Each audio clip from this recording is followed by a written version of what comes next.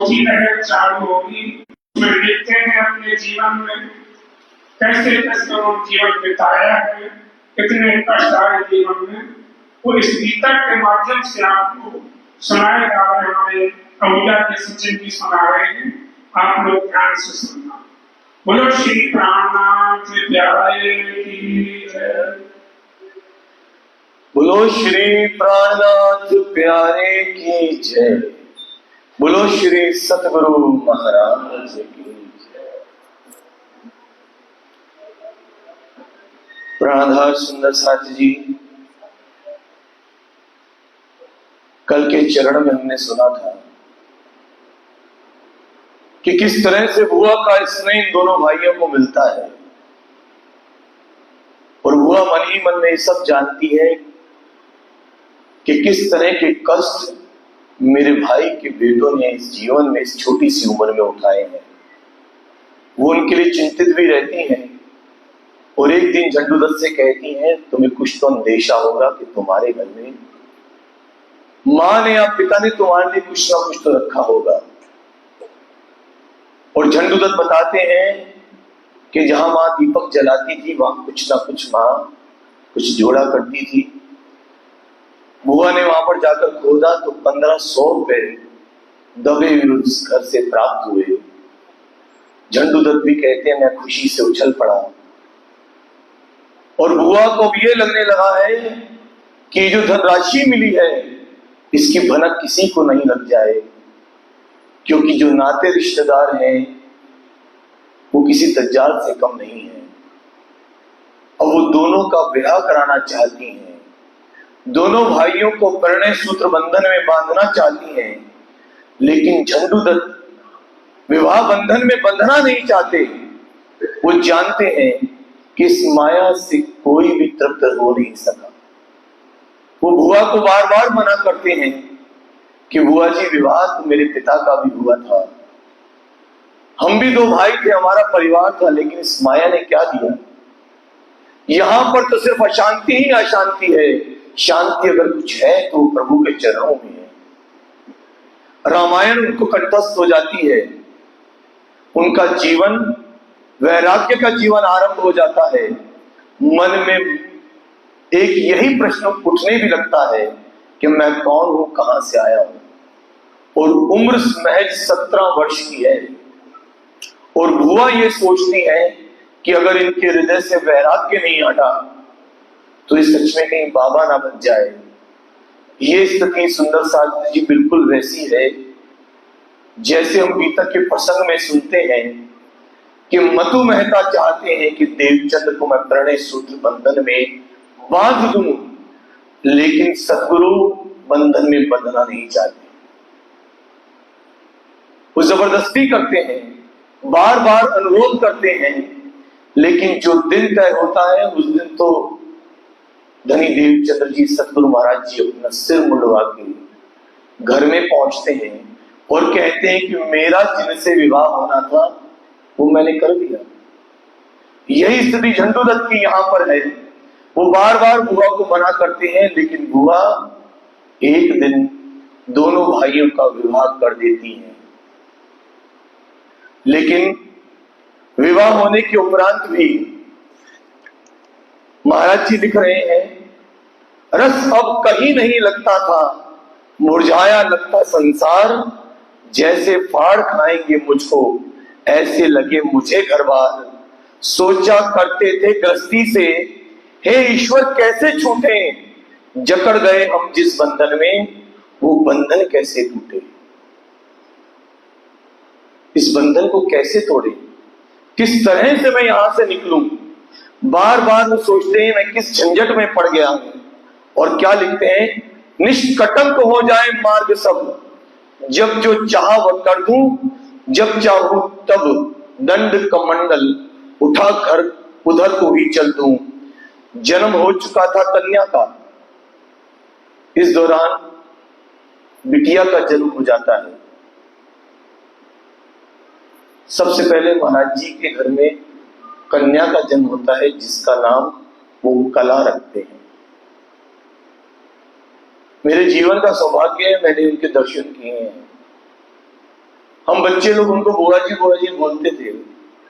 मजाकपुर में रहा करती थी ज्यादा समय, और मुझे जहां तक ख्याल आता है शायद मैं 7वीं 8वीं में पढ़ता था तब उनका धाम गमन हो गया था। बिल्कुल हूबहू महाराज जी की तरह दिखा करती थी। बिटिया का जन्म यहां हो जाता है, गृहस्थी का विस्तार हो जाता है, मगर इधर जगी और अमर ज्योति निरस्ता का संचार हुआ, लेकिन मन कहीं लगता नहीं है, नीरसता लगने लगता है संसार। अगर कन्या का जन्म भी हुआ, संतान की प्राप्ति हुई, तो उसमें खुश नहीं है महाराज जी।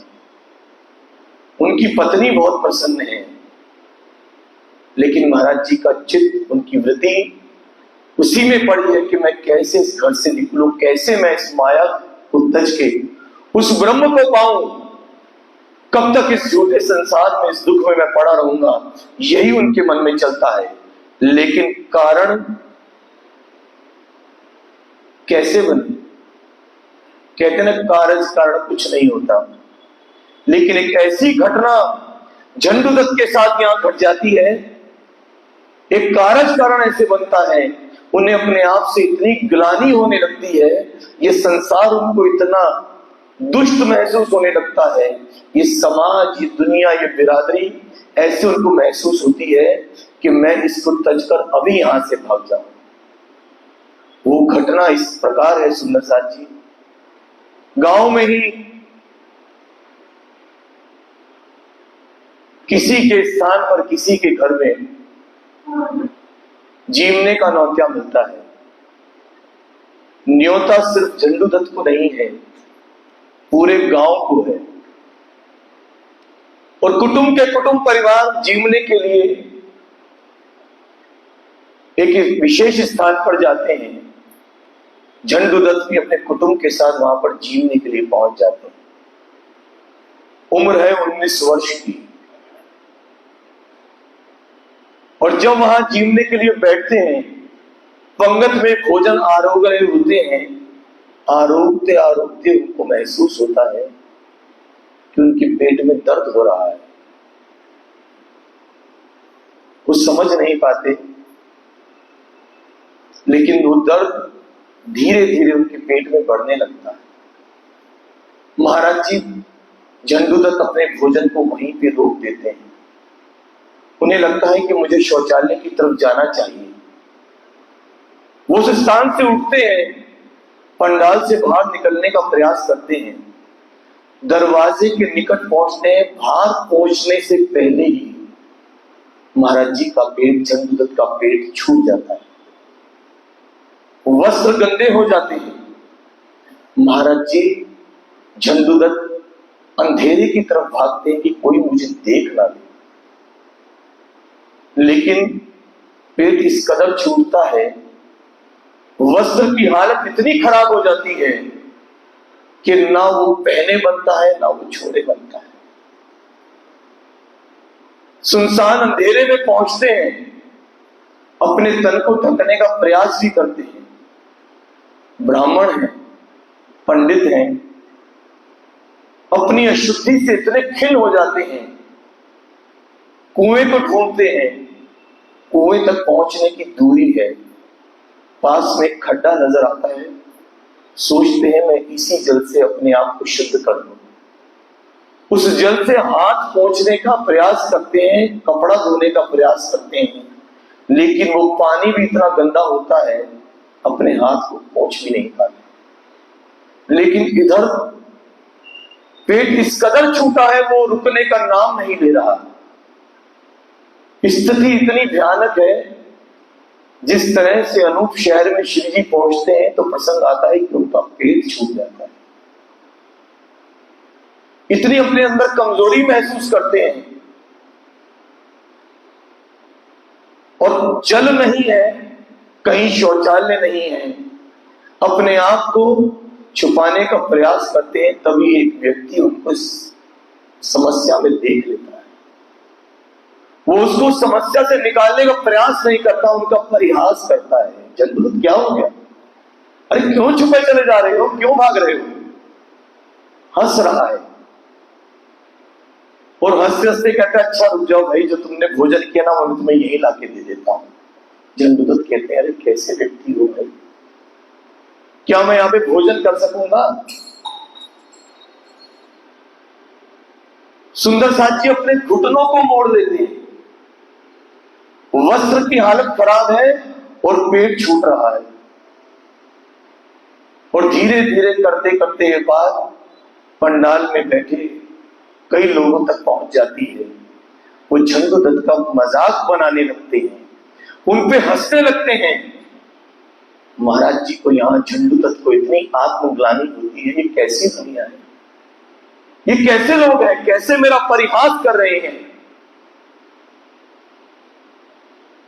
इस स्थिति में कोई उनसे ये नहीं कहता अरे तुम्हें जल की व्यवस्था करनी है, हम तुम्हें लाके देते हैं, तुम्हारे वस्त्र गंदे हो गए हैं, तुम कैसे पहनोगे इसे, उसको हम लाकर देते हैं।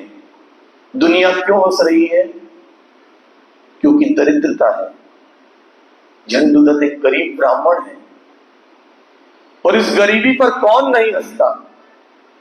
आप इससे उलट कर लीजिए, यही स्थिति किसी धनाढ्य सेठ की हुई होती, मेरे जैसे तो कितने लोग सेठ जी के पीछे भागते, अरे महाराज जल चाहिए अभी लीजिए, अरे रुकिए रुकिए वस्त्र आपको लाके देते हैं।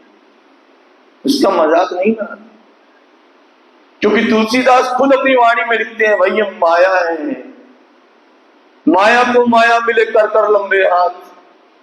तुलसीदास गरीब की कोई ना पूछे जा, क्योंकि इस संसार में ऐसा ही होता है। आपका कोई घनिष्ठ मित्र है और वो बहुत धनाढ्य सेठ है, या हमारे समाज का कोई प्रतिष्ठित व्यक्ति है, उसके घर में अगर शादी ब्याह होगा तो हम क्या सोचेंगे? कम से कम 5100 तो देने पड़ेंगे, कई तो और भी निकलेंगे, हिम्मत नहीं होगी देने की। 11,000 दूंगा भाई, 11,000 देने पड़ेंगे। और यही किसी पुजारी की बेटी की शादी हो, आपके घर के माली के बच्चे की शादी हो, तो उसको 250 रुपए 500 रुपए देंगे भाई, बहुत गलत। उसकी मदद नहीं करेंगे। गरीब का परिहास करना, उस पर हंसना, इस संसार की रीति ही ऐसी है। झंडूदत्त इतनी आत्मग्लानि से भर जाते हैं, सुबह जब होती है तो लोग उनसे हंस के पूछते हैं अरे क्या हुआ था रात को, अरे कैसे स्थिति में पड़ गए थे? क्योंकि उस वक्त झंडूदत्त अपने वस्त्रों को वहीं छोड़कर घर की तरफ किस अवस्था में भागते हैं, लोग उनको भागता हुआ देखते उनके हंसते हैं, इस कदर हंसते हैं कि उनको रात भर नींद नहीं आती। और क्या लिखते हैं, स्वच्छताई बाहर से इतनी, अंदर कितने कर्म मलीन। दुनिया के लिए कह रहे हैं, ये दुनिया कैसी है? घर पे बुला बुला के भोजन तो कराती है, अपने आप को धर्मार्थ बताती है, लेकिन कर्म कितने मलिन है। इतने नीच कर्म करने को बता कौन सा कहता दीन, कि तुम किसी गरीब पे, किसी असहाय व्यक्ति पे कैसे हंस रहे हो? मेरा पेट छूट रहा है, मैं कमजोरी से गिर रहा हूं, मेरे वस्त्र गंदे हो रहे हैं, कोई आकर मुझे जल की व्यवस्था नहीं करता, कोई आकर मुझे मेरे वस्त्रों की व्यवस्था नहीं करता। मैं इस अवस्था में भाग रहा हूं अपने घर की तरफ, और मेरे पे ये परिहास कर रहे हैं। हमें रात भर नींद न आई, प्रश्नोत्तर करते बीती, हार गया मैं खुद अपने से, मन की भावनाएं जीती। मन बोला चल निकल यहां से, इज्जत अब काफूर हुई, अपनी बात बनी जो अब तक 1 मिनट में काफूर हुई। देखना देखलाना अब मुंह अपना, चल दे अब घर से तत्काल, छोड़ यहां अब क्या रखा है, इस घर को चूल्हे में डाल। अब किसको क्या मुंह दिखाऊं? सुबह जब घर से कभी निकलते हैं तो लोग हंसने लग जाते हैं। रात की जो स्थिति झंडूदत्त की होती है, उसकी तबीयत नहीं पूछते, उसका परिहास करते हैं, कहते हैं मैं किस समाज में रह रहा हूं, किस माया में जी रहा हूं। यहां तो इंसान इंसान को उसके धन से पूछता है, उसके रुतबे से पूछता है। या इंसान इंसान की इंसानियत से नहीं पूछता। सुंदर साथी, आज इस मंच के माध्यम से कह रहा हूं, मैं कई बार धनी से प्रार्थना करता हूं कि राजी महाराज किसी को दरिद्रता मत दिखाइए, धन दीजिए सुंदर साथी। हाँ, कोई बात नहीं, ज्यादा मत दीजिए, लेकिन इतना तो दीजिए कि हमारा सुंदर साथ सर उठा के चल तो सके। इतनी परीक्षाएं अपनी आत्माओं के लिए इस ब्रह्मांड में दरिद्रता के रूप में, धन की कमी के रूप में मत देखो। क्या करें? जिस संसार में आपने हमें भेजा है, यहां तो धन की ही पूजा है। यहां पर झंडूदत्त समझते हैं, अपनी गरीबी पर भी हंसते हैं कि दुनिया ही ऐसी है। और आगे क्या लिखा है? जो सोना कानों को छेदे, लानत है उस सोने पर। जो सोना कानों को छेदे, लानत है उस सोने पर।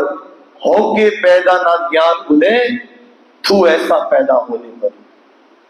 यहां पर सबसे पहले वैराग्य की बात झंडूदत्त कह रहे हैं कि उस सोने को क्या धारण करना जो आपके कानों में चुभे। बड़ी बड़ी अंगूठियां पहन लीजिए, अगर वो आपको तकलीफ दे रही हैं तो सोने का कोई भावार्थ नहीं है, उसका कोई मतलब नहीं है। क्या करेंगे ऐसे सोने का? और उस जीवन का क्या करेंगे जिस जीवन में ज्ञान नहीं हो? कौन सा ज्ञान?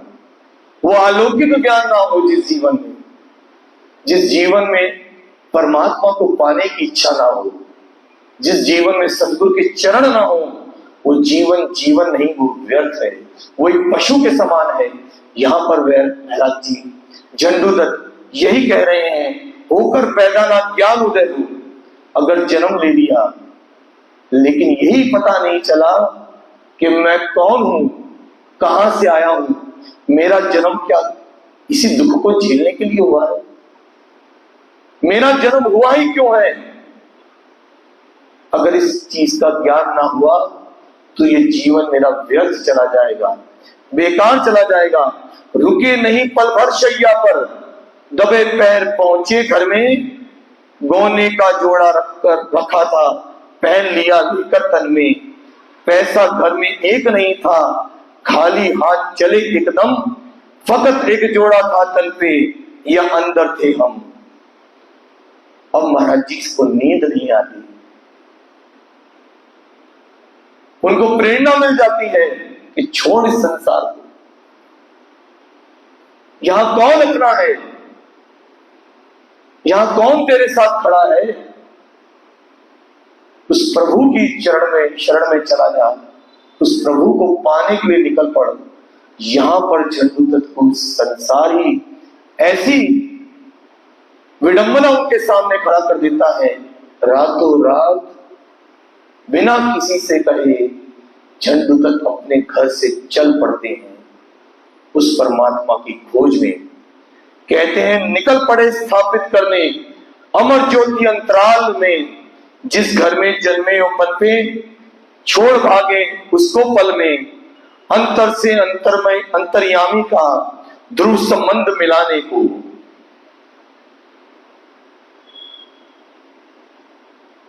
निकल पड़े स्थापित करने। किसको स्थापित करने? अपने हृदय में उस परमात्मा को स्थापित करने के लिए अब झंडूदत्त अपने घर से निकल रहे हैं, निकल पड़े हैं। रात्रि का समय है और कह रहे हैं, क्या छोटी सी बात पर छूटा घर वो देश, परमारथ पर यूं हुआ अपना श्री गणेश।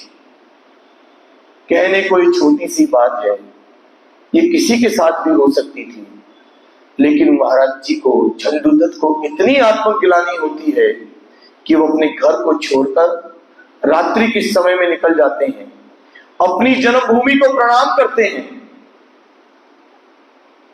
2:30-3 बजे का समय है और घर को दंडवत प्रणाम करते हैं, नमन करते हैं अपने घर वालों को और एक नजर सबकी तरफ देखते हैं, क्योंकि अब उनको निकलना है। उनको जाना है उस परमात्मा को पाने के लिए, क्योंकि वो 5 वर्ष की अवस्था से 19 वर्ष की अवस्था तक इस दुनिया के सब रंग ढंग देख चुके हैं। वो तो कहते हैं तो दज्जालों की बस्ती है जहां पर उस परमात्मा ने मुझे भेज दिया है। अपनी बिटिया के मुखमंडल को भी देखते हैं, लेकिन रुकते नहीं हैं, क्योंकि ये उनका लक्ष्य नहीं था। उनका लक्ष्य पार के पार निज पार परम धाम उनका लक्ष्य है। वो मूल स्वरूप उनका लक्ष्य है, वो धाम धनी उनके लक्ष्य है।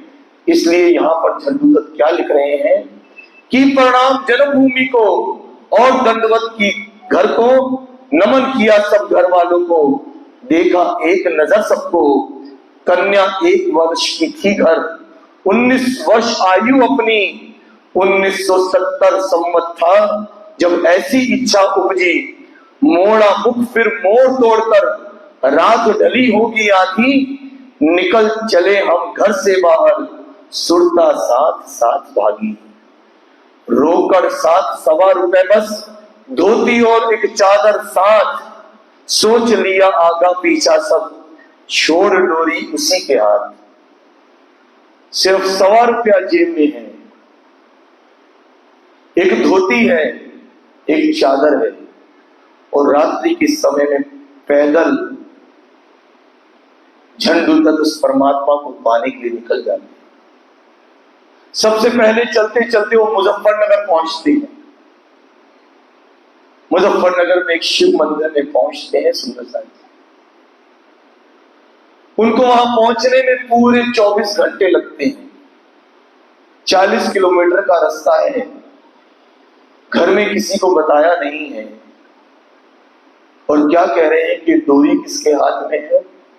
परमात्मा के हाथ में। सुबह इसलिए नहीं निकलते कि अगर मैं सुबह निकलूंगा तो गांव के कुछ लोग जो मेरे हम उम्र युवक हैं वो मेरी अवस्था को याद करके मुझे मेरे पे बार बार हंसेंगे। किसी को मुंह नहीं दिखाते। आप उस वक्त की कल्पना कीजिए कि किस तरह से उन्होंने अपने घर आंगन को प्रणाम किया। अपनी पत्नी को भी देखा होगा, छोटे भाई को भी देखा होगा, अपनी 1 वर्ष की कन्या को भी देखा होगा, लेकिन वो मन ही मन में जानते हैं ये सब एक खेल है, ये सब झूठ है। उसके बाद अपने मन को, अपनी आत्म को दृढ़ करते हैं, परमात्मा को पाने के लिए उसके चरणों में प्रणाम करते हैं और निकल पड़ते हैं। जब वो शिव मंदिर में रात्रि में पहुंचते हैं, कोने में एक चादर बिछा के लेट जाते हैं। सुबह का समय होता है, कोई नहीं पूछता तुम कौन हो, कहां से आए हो। दुनिया आ रही है, जा रही है। भोजन पिछले 24 घंटे से किया नहीं है। एक रात्रि और बीत जाती है। महाराज जी को, झंडूदत्त को दूसरा दिन है। कोई नहीं पूछ रहा, लेकिन झंडूदत्त ने भी प्रण कर रखा है किसी से कहूंगा नहीं, हाथ नहीं फैलाऊंगा। मंदिर का पंडित देखता जरूर है, कोई बाबा बैठा है, युवक है, लेकिन उससे उसका हाल नहीं पूछता। तभी एक सेठ वहां पर आता है, वो हालत को देखकर समझ जाता है, कहता है भूखे हो शायद। तब यहां पर झंडूदत्त कहते हैं 3 दिन हो गए हैं, आज तीसरा दिन है, कुछ खाया नहीं। उस लाला को, सेठ को उन पे दया आती है।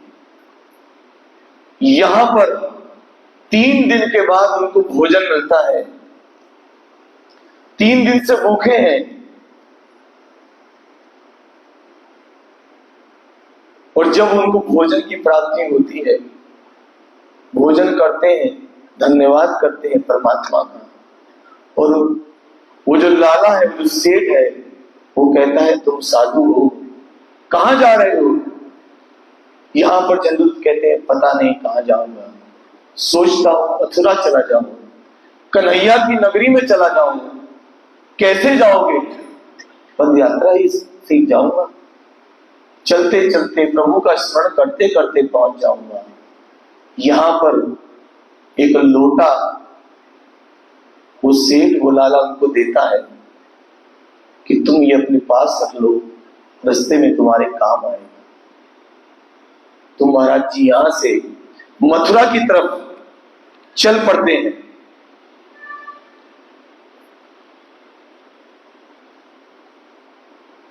और जब मथुरा की तरफ चलते हैं,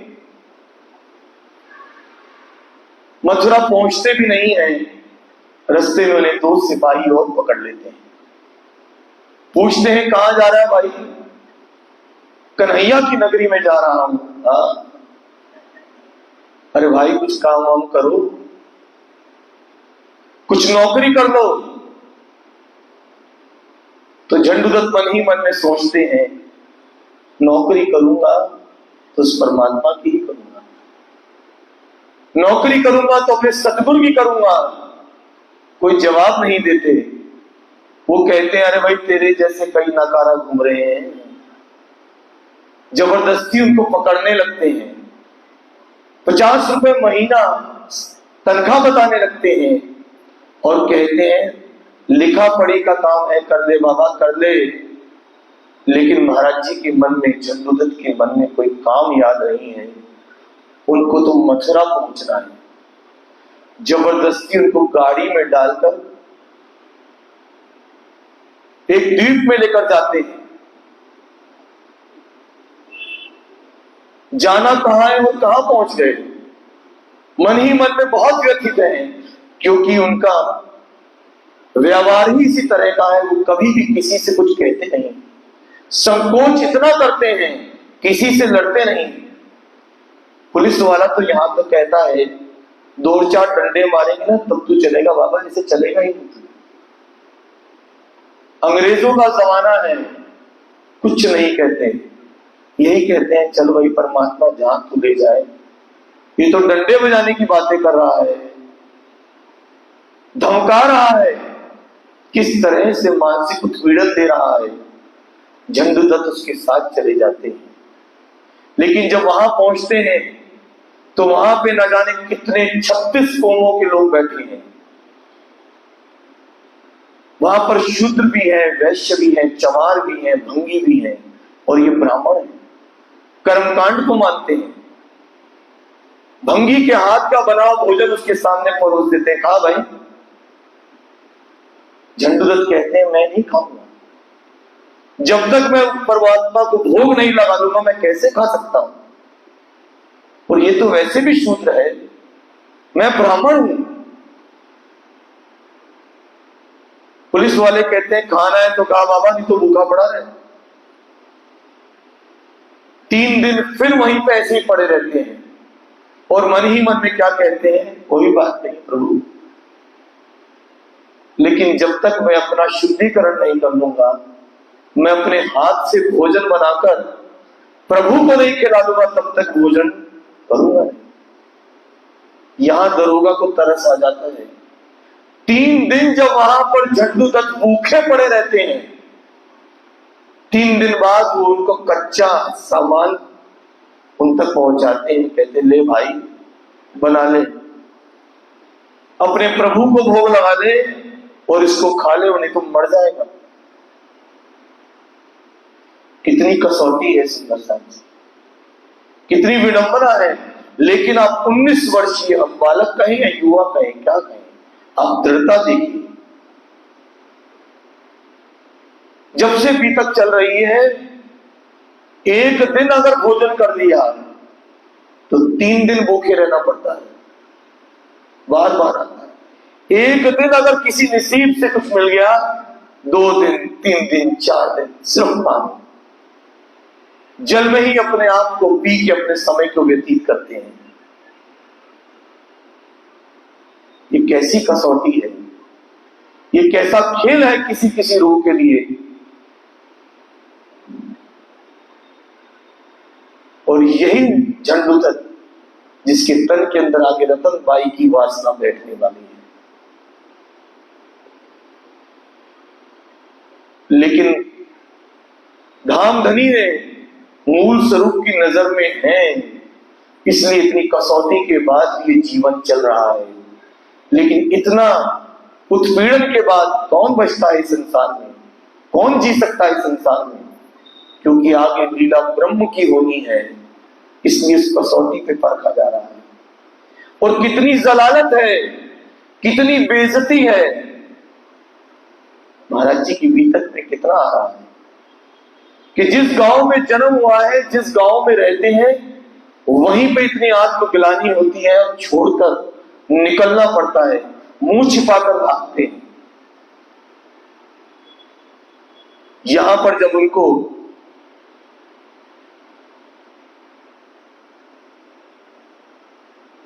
भोजन दे दिया जाता है, उसके बाद वो भोजन कुछ खाते हैं, प्रभु का नाम लेते हैं।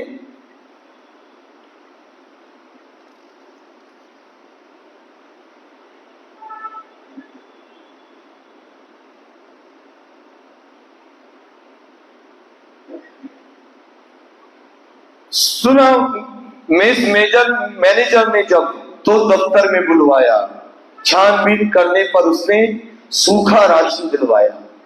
जब मैनेजर ने सुना कि 3 दिन से ये 19 वर्षीय युवक भूखा बैठा है, तब मैनेजर ने उनको सूखा राशन दिया, खाना बनाने का सामान दिया कि भाई अब तुम कुछ बना लो, जीम लो और खा लो। यहां पर कहते हैं कि मन के हारे हार है, मन के जीते जीत, मन ही देवे सत्य साहिबी, मन ही करे फजीत। अब इसके बाद यहां पर जितने भी युवक हैं, उनमें से कुछ युवकों को कलकत्ता भेज देंगे। कलकत्ता वो क्यों भेजेंगे, ये चरण हम कल सुनेंगे। यहां पर महाराज जी को झंडूदत्त को रोक लेते हैं और झंडूदत्त के मन में यह है कि मुझे मथुरा पहुंचना है, लेकिन ये पुलिस वाले उन्हें छोड़ेंगे नहीं, अभी उनको कलकत्ता ले जाएंगे।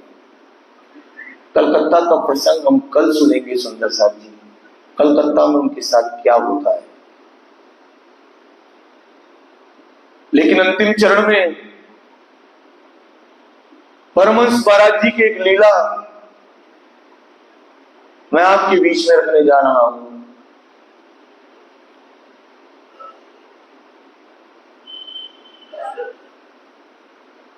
एक सुंदर साथ हुआ करते थे,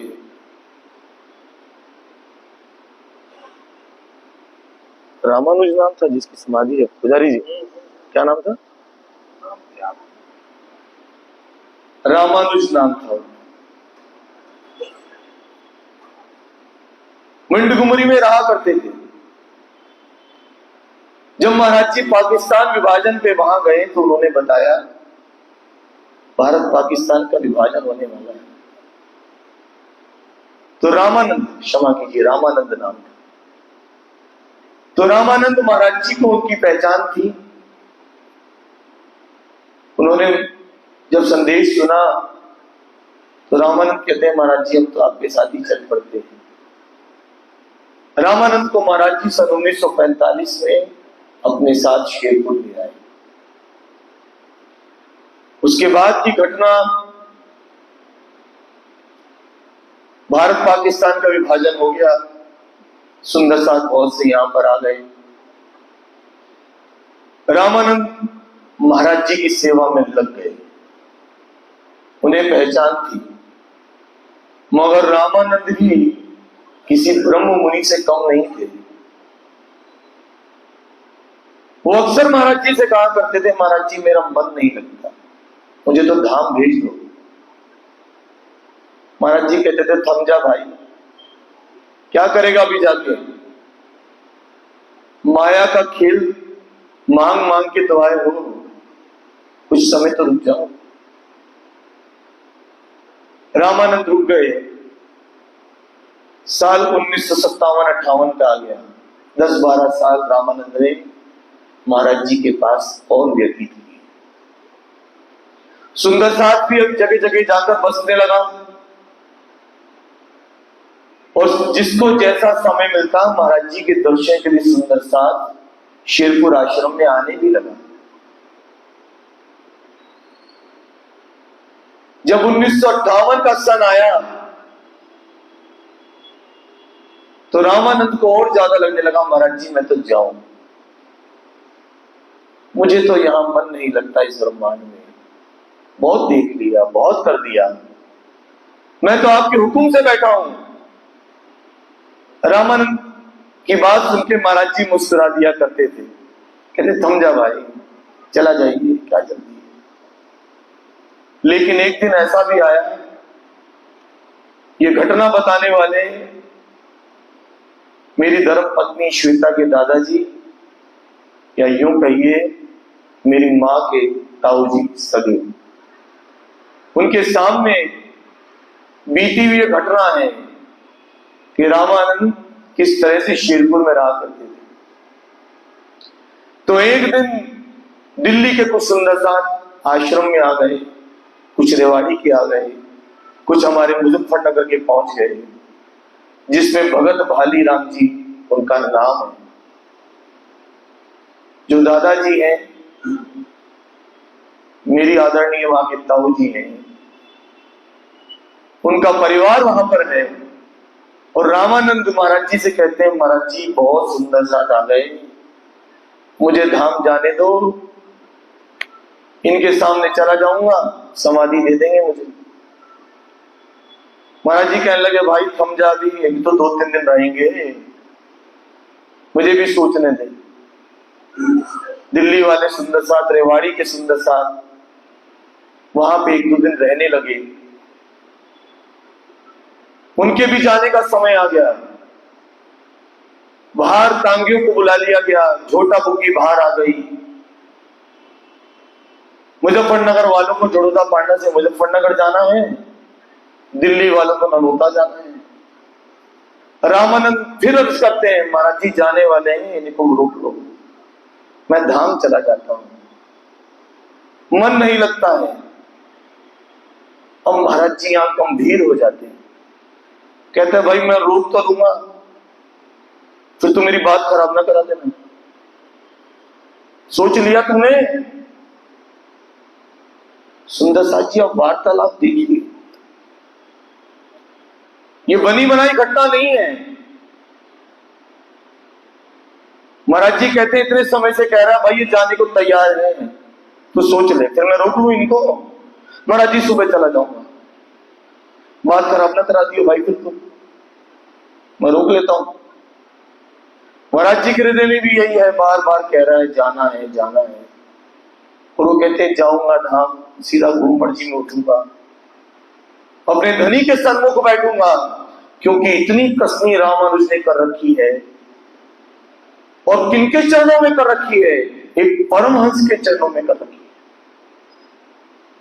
जैसी संगत है वैसी संगत है। जब मैं रामानंद की मैंने कथा सुनी, मैंने बात सुनी, हम तो कह ही नहीं सकते हम तो महाराज जी के साथी हैं। महाराज जी के साथी कैसे होते हैं सुंदर साथ जी? रामानंद का सबसे बड़ा, रामानंद का सबसे बड़ा उदाहरण है। महाराज जी कहते हैं बात खराब मत करा देना भाई। नहीं महाराज जी सुबह चला जाऊंगा, आपने कह दिया तो ठीक है भाई चला जाइए सुबह। हाँ भाई भगत जी, बालीराम जी बात सुनो, दिल्ली वालों को बुलाया, अरे आज मत जाओ भाई। महाराज जी क्या हो गया? अरे रामानंद कल धाम जा रहा है, इसको समाधि देते जाना। सुन के क्या होगा? अच्छा खासा खड़ा है, सेवा कर रहा है, भाग रहा है। भगत जी दादाजी कहते हैं महाराज जी क्या कह रहे, क्या कहना चाह रहे? अरे भाई कल रामानंद धाम जा रहा, इसको समाधि देते जाइए भाई। रसोई के पास, हाँ रसोई सिद्धि से समाधि बनी हुई है। रसोई के पास आप देखते होंगे टाइल लगी हुई है, जहां पर चाय बनाते हैं हमारे सेवादार। एक और झोंपड़ी नुमा टाइल बनी हुई ना, वो समाधि है रामानंद की, नीचे उनकी समाधि है। महाराज जी कहने लगे भाई जाने के लिए कह रहा है, रुक जाओ भाई, समाधि देते जाओ उसको, उसकी इच्छा है, आप सुंदर साथ के सामने उसको समाधि दे दो। सुंदर साथ हैरान है, अक्का बक्का परेशान है। अरे क्या लीला दिखाने वाले हो धनी, रुक जाए। रेवाड़ी वाले कहते महाराज जी हम तो जाएंगे, हम तो नहीं रुक पाए। क्यों भाई, क्या क्यों घबरा रहे भाई? रामानंद बार बार निवेदन कर रहे हैं, आप सुंदर साथ अगर मेरी शव पर, मेरी चिता पर आप मिट्टी डाल देंगे तो मेरा धन हो जाएगा। सुंदर साथ रुक जाते हैं। रामानंद के अंदर खुशी की लहर है कि कल मुझे धाम जाना है। महाराज जी तारतम भवन में चले जाते हैं। इधर सुंदर साथ आपस में बात कर रहे हैं, क्या होने वाला है। संध्या के समय रामानंद बड़ी खुशी से आरती कर रहा है, उछल रहा है, महाराज जी के चरण भी दबा रहा है, महाराज जी से हंस भी रहा है, मजाक में कह रहा है महाराज जी तुम कब आओगे। महाराज जी कहते हम भी आ जाएंगे भाई, हमारा भी टाइम आने को है, हम भी आ जा, तू तो जा रहा तू। ऐसी खड़ी भाषा बोलते थे महाराज जी। इधर मुजफ्फरनगर का परिवार, दिल्ली के लोग परेशान हैं, सुबह क्या होने वाला है। रात्रि शयन रात्रि में रामानंद बहुत खुश है, खुशी खुशी चवर उड़ा रहा है, डुला रहा है, आरती में मगन है, सुबह धाम जाना है। सुंदर साथ को नींद नहीं आ रही, चिंतित है,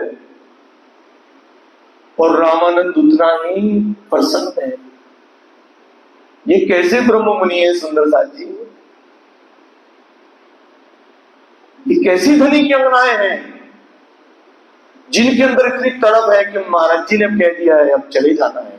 सुबह प्रातः काल होती है, भगत जी कहते हैं, दादा भालीराम जी कहते हैं, मुझे रात्रि नींद नहीं आई, दिल्ली का सुंदर साथ सोया नहीं, रेवाड़ी वाले सोए नहीं, हम बैठे हैं, सुबह क्या होने वाला है। मंगला आरती का समय होता है, रामानंद भाग के नहा धोकर तारतम भवन में प्रणाम कर रहा है।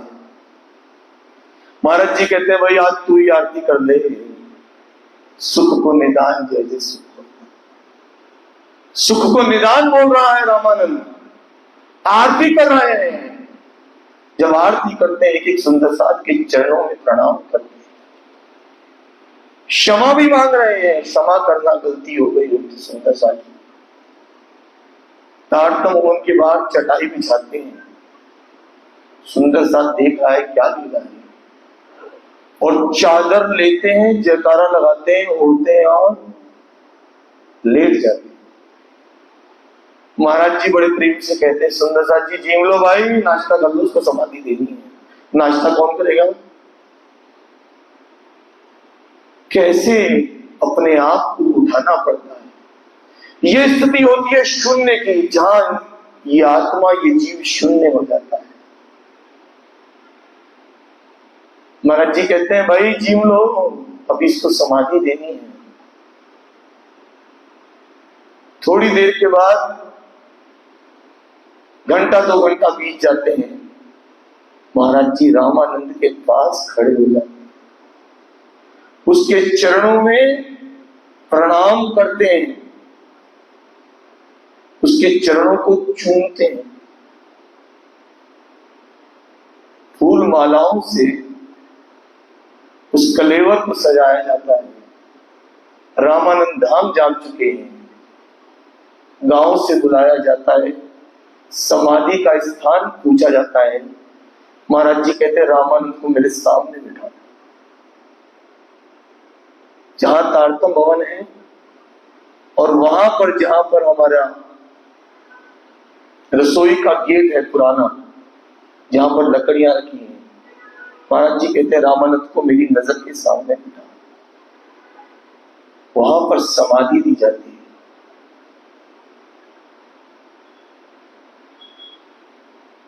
कहने का भाव यह है कि ब्रह्म मुनि के दर पे ब्रह्मांगनाएं कैसी कैसी लीलाएं करती हैं। सुंदर साथ फूट फूट के रो रहा है। वो इसलिए भी रो रहा है कि ऐसा सुंदर साथ भी है, ऐसी कसनी। हम तो देवी देवताओं के पीछे भागते हैं, इन्होंने अपनी मौत को, अपनी मृत्यु को कैसे अपने वश में कर रखा। जब चाहेंगे तब अपनी सांसों को रोक देंगे, अपने धनी के चरणों में चले जाएंगे। कैसे धनी के हुक्म से बंधे हैं और परमहंस महाराज जी का आशीर्वाद कहो या उनका हुक्म लेने चाहते हैं। बस महाराज जी जब कहो मैं चला जाऊं, मैं तो कब से जाना चाहता हूं। वहां पर उन्हें समाधि दी जाती है। जैसे कोवत का उदाहरण आता है ना, ब्रह्मंगनाएं कैसे पार कर जाती हैं, ऐसे ही रामानंद इस भव सागर से पार हो जाते हैं। गुम्मट जी में धनी के चरणों में खड़े हो जाते हैं और महाराज जी को अपनी नजरों के सामने बिठाते हैं। ऐसे ऐसे सुंदर साध हैं जिनकी लीलाएं शेरपुर धाम में हुई हैं, उन ब्रह्म मुनि के चरणों में हुई हैं, परमहंस महाराज जी के सानिध्य में हुई हैं। ऐसे सुंदर साध को बार बार प्रणाम करने का दिल करता है।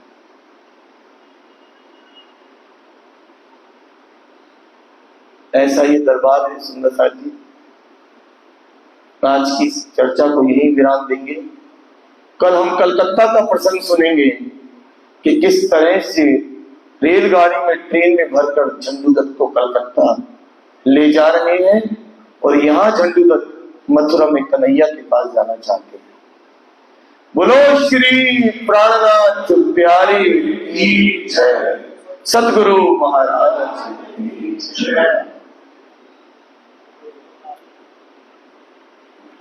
कुछ दिन बाद हुक्म आया, कुछ दिन बाद हुक्म आया, सबका कलकत्ता चलने को, सबका कलकत्ता चलने को, रेलों में भर भर पहुंचाया, रेलों में भर भर पहुंचाया, कलकत्ते अपने जत्थे को, कलकत्ते अपने जत्थे को, कलकत्ते अपने जत्थे को, कलकत्ते अपने जत्थे को। बोलो श्री प्राणनाथ प्यारे की जय, सतगुरु महाराज की जय। आनंद श्री कांतनी की जय, श्री बजराज की जय, श्री महाराज कृष्ण की जय, श्री सुंदर साध की जय, सुंदर साध की साधि के चरण भागवत का खमान करा।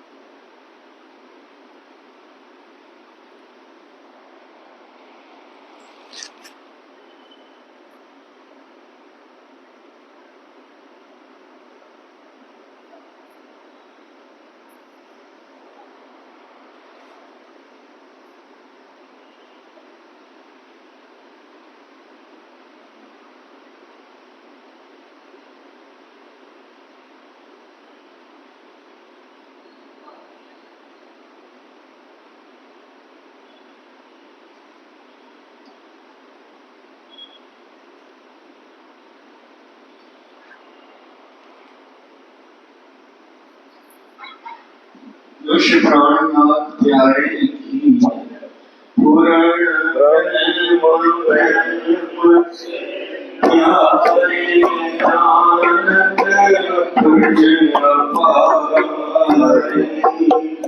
शिव संग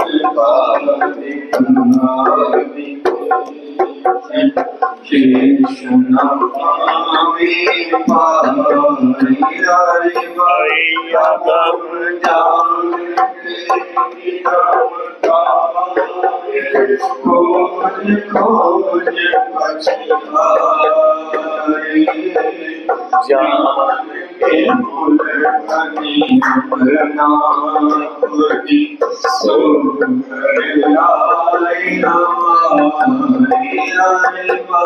शिव पुराण सखियन सुधारो संत पास में बंद पड़ी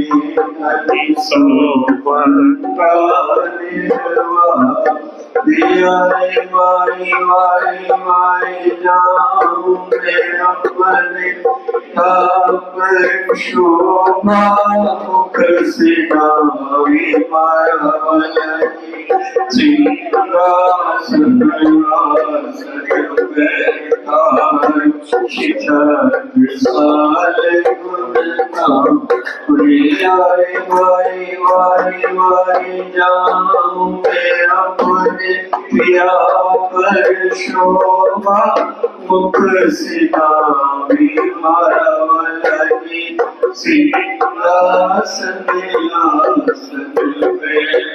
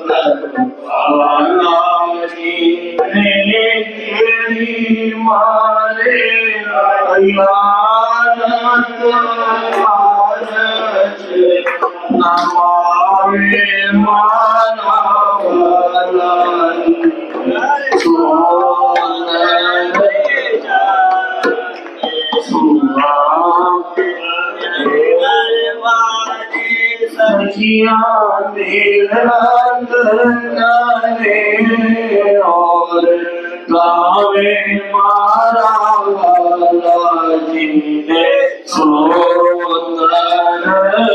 वदन सुहावनो काई शोभा आगे हमारे सब सखिया करे माला जी ने ऊपर तन मन जीवन करूं निहारे चारे द्वारे सुंदर स्वरूप तोड़े ऊपर श्रीमामती जाए बल बलिहारे आरे वाले सुंदर स्वरूप तोड़े ऊपर श्रीमामती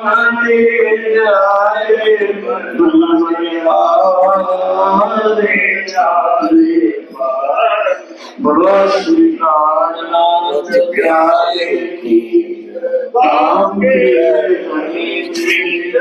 कृष्ण कन्हैया लाल की कृष्ण प्रणाम। ये महाराज जी की बैठक बहुत बढ़िया लगा दी है।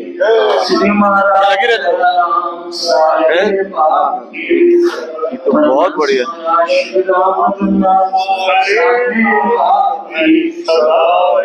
सर्व सुंदर साथ हाँ, हाँ।